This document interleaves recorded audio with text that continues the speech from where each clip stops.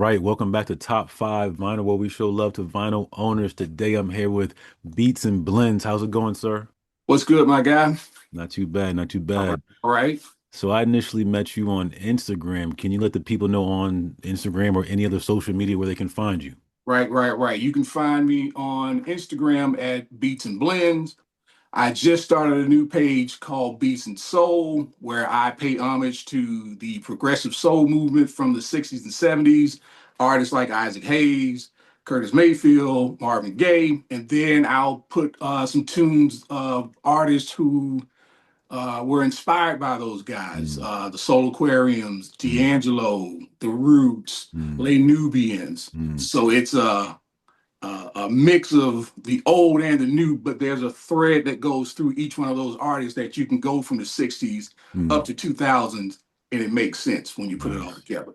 That I sounds also really have a good. YouTube channel, The Beats and Blends, and in that channel, I have a series called The Vinyl Movement, where Mm, we have DJs play nothing but vinyl. So I'm one of mm, the DJs, and I'll have guest DJs. We'll come in and we'll spin nothing but vinyl records, mm, R&B from the 80s, 90s, 2000s, hip hop, mm. soul, jazz. So The Beats and Blends on YouTube, and then Beats and Blends and Beats and Soul on Instagram. Nice. Okay, you got the whole thing covered. I like that. Yep. Okay. All right. And before we officially get started, I want everybody to like the channel, subscribe, all that fun stuff you guys got to do in YouTube land out there. With that being said, let's hit the rewind button. Did you grow up in a house with a record player? Yeah, my two biggest inspirations while I got into music was my dad, Mm, and he was a singing group guy. You know, he mm, loved the Temptations, the Manhattans, the Spinners, the OJs. That was mm, his thing. mm, Then I had an Uncle George, and he was into more funk. mm, He was into the High Players, Sly Stone, P-Funk, of course. mm, And he had that cool record player that was like a big console, and mm, you open it mm, up, you put the record in. Best mm, sounding stereo I've ever heard in my life. Till this mm, day, I hadn't heard anything that comes close to it. So mm. my dad and my uncle, those were my guys in terms of who I wanted to emulate and be. Nice. Now, was that record player on or off limits to you? Could you touch that record player?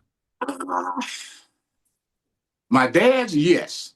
My uncle, he was the coolest of the cool, so I didn't want to mess with his stuff. So, Mm, but he always, eventually we'd go over to hang out with my cousins, but eventually I'd go out there to where the adults were playing cards, what have you, mm, just to listen to the music. So mm. he never had a problem with me being near it. He Okay. just didn't give me the keys to, select my own music. Right. Okay.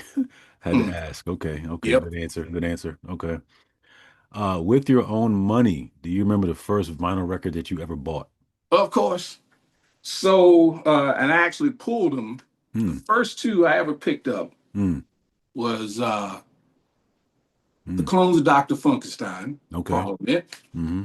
and I picked up Parliament Live, Hmm. Okay. P-Funk Earth Tour. Hmm. Those I bought them at South DeKalb Mall in Hmm. Atlanta Hmm. from the Woolworth, if you remember Woolworth. I do. Yep. Yep. So those were my first two. Nice. And I still have them to this day. Those are the ones I purchased with my own money. That's Birthday awesome. money, but my own money. That's awesome. Okay. So in your travels, do you have a favorite record store you've ever been to? Woo. As a matter of fact, me and my wife, and I'm thankful to have a wife who understands my Hmm. passion. Mm-hmm. For the last 8 years, we go to LA Mm. and we just hit up all the record stores in Los Angeles. My Mm. favorite being, I have two favorites when you go to LA. You go to Amoeba Mm-hmm. because it's big and they have Mm-hmm. everything you want. You probably have to spend 3 days in there just to go through Crazy. everything. Yep. Yep.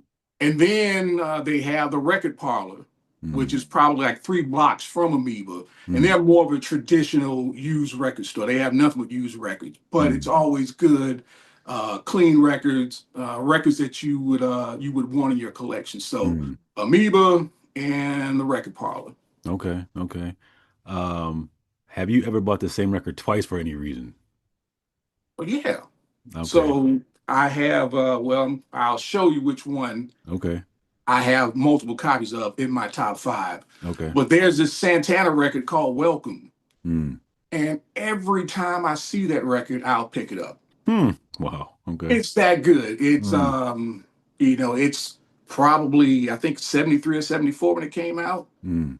And it's more of a jazz rock record as opposed to a rock record. It Mm-hmm. features Leon Thomas, Flora Purim, the Brazilian singer. Excellent. So if you ever, Mm. that's the kind of collector I am. I like to go on the liner notes. Mm-hmm. If I Mm-hmm. see something in the liner notes that's interesting, I'll say I'll pick it up. And I had Right. never heard Welcome before, Mm-hmm. but every time I see it, I pick it up. I got about four copies of Oh it. wow. Yeah. Okay. Okay. That's pretty cool. Okay. Um, what record do you not own you're dying to get your hands on? Oh, that's a good question. Oh, Johnny Hammond's Gears, Mm. produced by the Mizell brothers. Mm. Jay Dilla sampled one of those songs for Erica Badu's Mama's Gun. Okay. And I try to go for original copies, Mm. but this goes for like, top dollar. So I'll Mm. settle for a reissue. But Right. Johnny Hammond's Gears, anybody out there Ha. that has an extra like to give me one, I appreciate it. But Johnny Hammond's Gears, that's what I need in my collection. Mm. Mm. Okay. Okay. And have you seen any of your top five perform live before? Yes. Two. Two of the five? Yes. Okay. And Okay. I'll give you the breakdown when we get to the top five. All right, cool. Okay. Yep. Well, it's that time. Beats and blends. This is top five vinyl. All Can you right. share the number five? What is the fifth vinyl record that you have in front of you right now? My fifth is Mm. Main Source Breaking Atoms. Mm. This is a Vinyl Me Please reissue. Mm. This came out in 1990. It is a record that features Nas. His first recording was on this Live at the Barbecue. Mm-hmm. Hands down, quintessential hip hop from Mm-hmm. front. Each record I have in my top five are all records you should listen to front to back. Just don't put Mm-hmm. it down and play one song. Every Right. song, they're meant to be played like that. So my top five, all of them are front to back records. Mm. That's Main awesome. Source. I'm curious. Is there any artwork on the back of that? Okay. Okay. The whatchamacallit is interesting though. The vinyl, Oh wow, that's cool. yeah, it's clear and it's got some periodic tables on there, Mm. breaking atoms. Mm. So Hmm. nothing on the back. Nice. Okay. Yep. That's your number five. Yep. Let's go ahead and take a look at your number four. All right. Number four, Curtis Mm. Mayfield Mm. live. Mm. This is the back. Hmm. This was recorded at the Bitter End. This was the same venue that Donny Hathaway recorded his live album. Mm.